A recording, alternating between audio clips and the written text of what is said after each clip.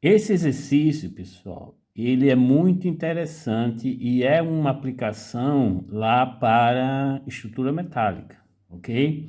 E ele tem o seguinte enunciado: o perfil de aço laminado S310-52 é formado por duas placas de 16 por 200 milímetros e constitui a seção transversal de uma viga, ok? Então você tem um perfil em I e você fixou essas duas barras chatas aqui em cima e fixou ela com parafuso, ok?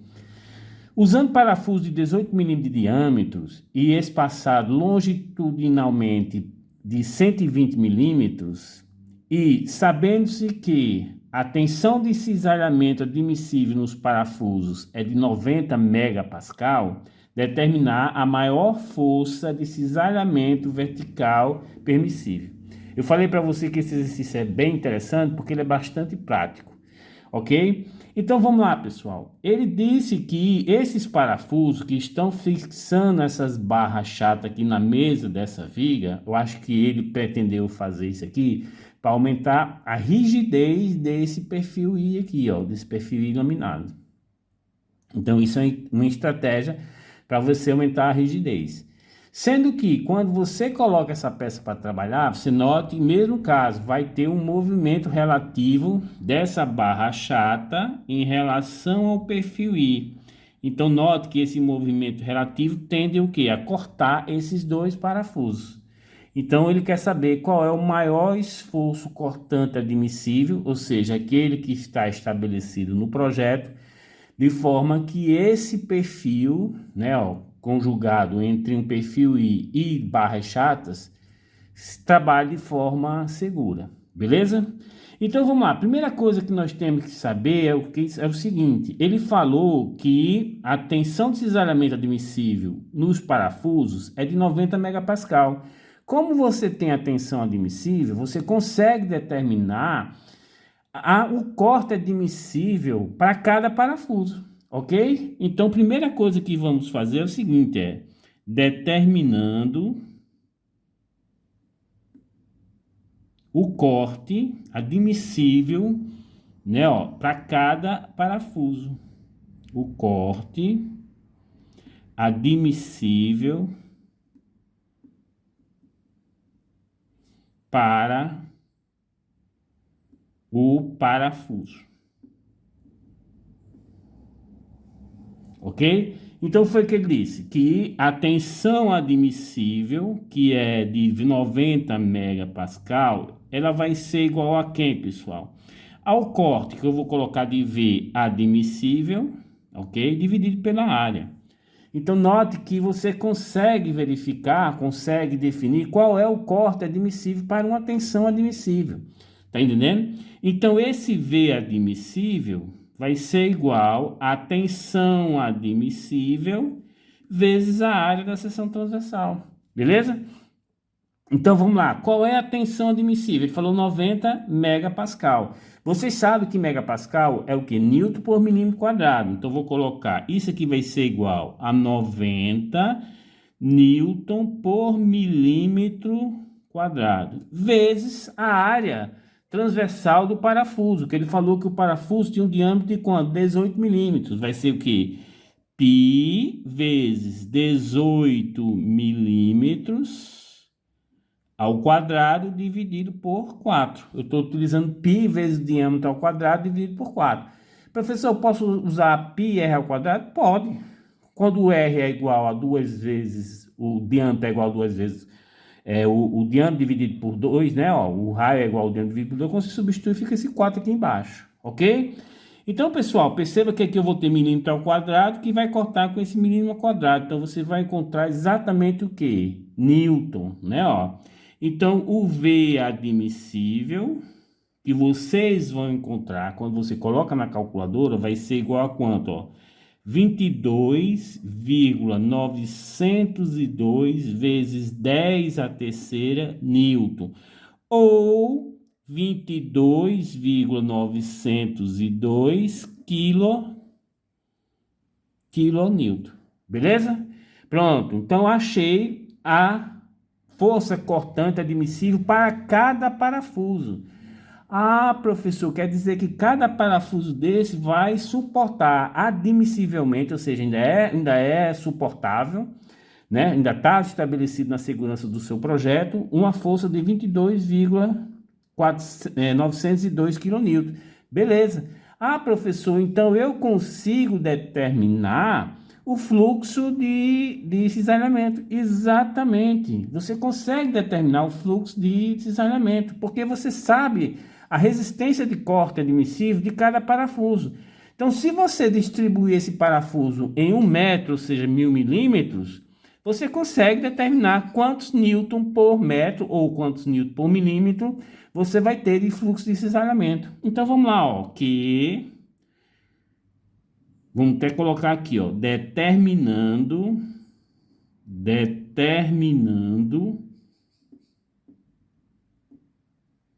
o fluxo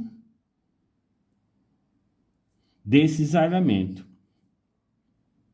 que é o que, né, ó, cisalhamento, bem simples. Agora, pelo amor de Deus, não erre esse fluxo de cisalhamento, porque eu tenho 2 linhas de parafuso, então você tem que perceber isso, e que os parafusos estão espaçados longitudinalmente em 120 milímetros. Então, aquela mesma conversa, né? Ó, em 1000 milímetros, se você dividir por 120, você tem a quantidade de parafusos. Ah, professor, mas vai ser essa quantidade quebrada? Não queira saber. Eu quero por metro. Então, vou pegar, se eu pegar 100, ou seja, 1000 milímetros, e dividir por 120 milímetros, o que é isso aqui? É a quantidade de parafuso por metro. Então, a unidade disso aqui é 1 por metro, ok? Vezes, professor, agora é só multiplicar a força de corte admissível para cada parafuso. Exatamente, sendo que você vai ter que ter o cuidado. Nós temos em cada linha 2 parafusos, então vai ser 2 vezes 22,902 vezes 10 a terceira newton. Agora sim você tem o que? Newton por metro. Como eu poderia achar newton por milímetro? Beleza? Ok? Então vamos lá. Quando você faz o cálculo aqui, pessoal, utilizando a calculadora, vocês vão encontrar 381,7 vezes 10 a terceira newton por metro, ok? Que eu posso transformar isso aqui em newton por milímetro, porque quando eu for utilizar o fluxo de cisalhamento para determinar o esforço cortante, o que é que vai acontecer? As unidades que eu vou trabalhar vai ser em milímetro. Então, ao invés de já trabalhar com newton metro, já transformo ele em milímetro. Ah, professor, metro vai ser 10 a terceira milímetro, corto com esse 10 a terceira, ou seja, isso aqui vai ser igual a 381,7 newton por milímetro. Lembrando que metro é 10 a terceira milímetro. Corto 10 a terceira com 10 a terceira, fica newton milímetro. Pronto. Já achamos o nosso fluxo de cisalhamento. Eu sei que o que, pessoal? Eu sei que o que eu já sei vai ser igual ao meu esforço cortante, que é exatamente o que eu quero, vezes o que é o que? O momento estático de área, dividido pelo momento de inércia. Ah, professor, mas o momento de inércia desse bicho aqui vai ser complicado, não vai ser? Não, pessoal, tá tudo na tabelinha nos livros. Se ele colocou um perfil, esse S310-52, ele vai ter na tabelinha os valores de todas as características geométricas que você precisa dele. Ah, professor, estou entendendo. Então, note que eu consigo determinar o Q e consigo determinar o I. Então, vamos determinar o quê? Aí vamos colocar aqui, ó, determinando o Q, ou seja, o momento estático de área. O que vai ser igual a quem, pessoal? O que vai ser o quê? Note que a superfície de contato é entre essa barra chata e o perfil. Então, se eu quero saber nessa superfície, eu vou trabalhar com o quê? Com o momento estático de área da barra chata, beleza? Então, vai ser como esse momento estático de área? Ah, professor, vai ser a área desta barra chata, que é 16 milímetros por 200, ou seja, vai ser 16 milímetros vezes 200 milímetros, multiplicado pelo a distância do centroide dela até o centroide do perfil I.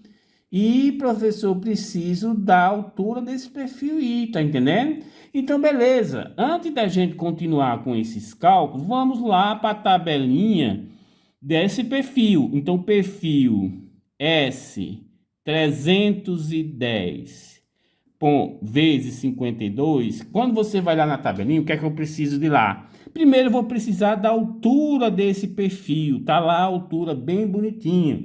Por que eu preciso da altura, professor? Porque eu vou trabalhar tanto no momento estático de área, eu preciso da altura, da metade da altura desse perfil I, né? Porque eu estou calculando em relação ao eixo de simetria. Então, eu vou pegar a metade da altura e vou somar com a metade dessa barra chata, ou seja, vou somar mais 8. Quando você vai lá na tabelinha, pessoal, a altura desse perfil vai ser de 305 milímetros. Está lá uma coluna somente com a altura dos perfis. Tem vários perfis da família S. Então, se você olhar o S310-52, está lá a altura de 305 milímetros. E o momento estático, o momento de inércia em relação ao eixo X, olha o sistema de referência na tabela, tem lá o sistema de referência X e o sistema de referência em Y.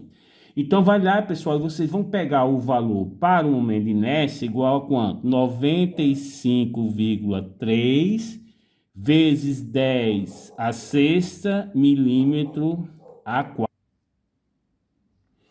Com isso, pessoal, eu já posso calcular o valor de Q, né? Ó, vamos repetir aqui, ó. O Q vai ser igual ao quê?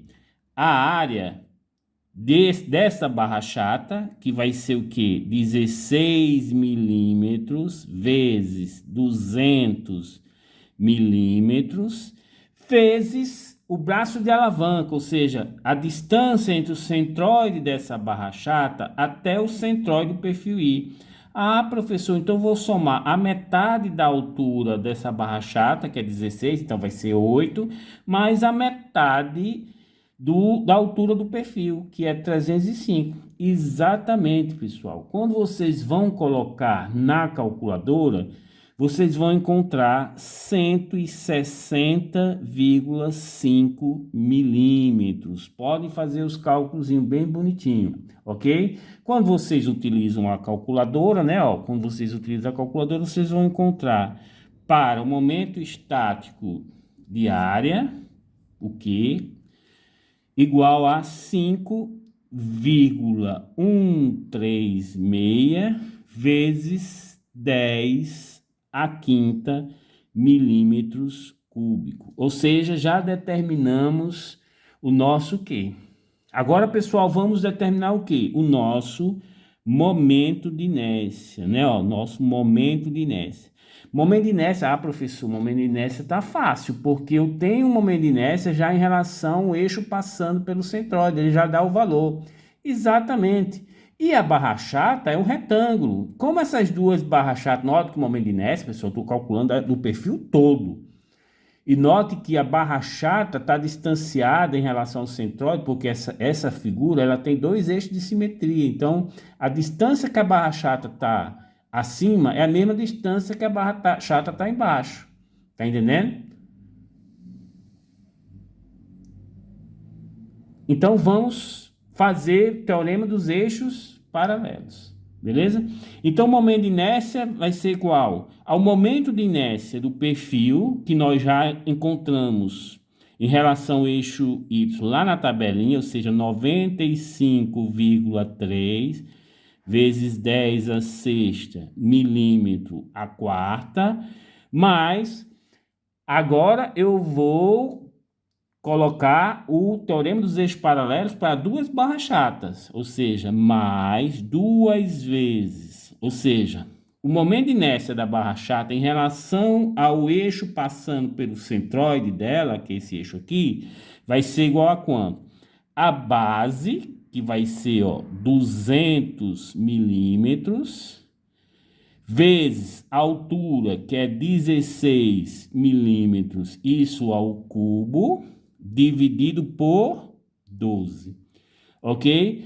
Mas, aí como eu já sei a distância, pessoal, que eu utilizei para achar o produto de inércia, né, o momento estado de área, é só pegar essa distância ao quadrado e multiplicar vezes a área. Então, mais 160,5 milímetros ao quadrado vezes a área, que é 16 milímetros vezes 200 milímetros. Isso aqui, pessoal, utilizamos o teorema do eixo paralelos, nós achamos o momento de inércia da estrutura toda.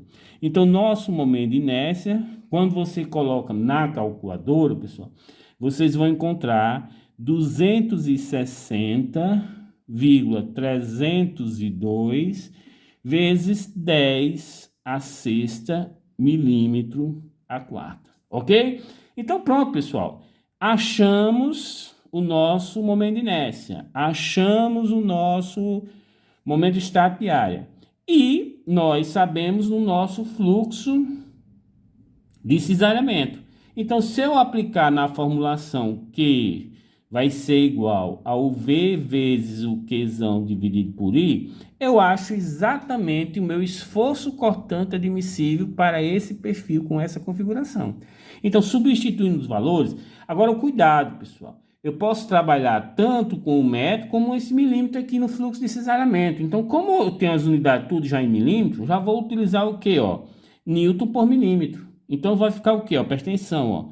381,7 Newton por milímetro vai ser igual o V que eu quero, vezes o Q, que é o momento estático de área, que nós encontramos 5,136 vezes 10 a quinta milímetros cúbicos, dividido pelo nosso momento de inércia, que nós encontramos 260,302 vezes 10 a sexta milímetros a quarta. Ok? Então, pessoal, quando você utiliza, ó, fazendo análise aqui dimensional, esse metro milímetro cúbico vai cortar com esse a quarta, esse milímetro vai cortar com esse milímetro, a resposta vai ser quem? Em Newton. Quando vocês utilizam a calculadora, vocês vão encontrar 193,45 vezes 10 a terceira Newton, ou 193,45 quilonewton. Então, esse é o meu esforço cortante admissível para essa estrutura. Ok, pessoal? Então, vamos para a próxima aula e queria que vocês fizessem vários exercícios para começar a se familiarizar com as tabelas das características geométricas de todos os perfis, tipo I, tipo H, tipo cantoneira, metálicos, que isso aqui vai ser muito importante lá na disciplina de estrutura metálica, beleza? Então, dê um like aí e se inscreva no canal.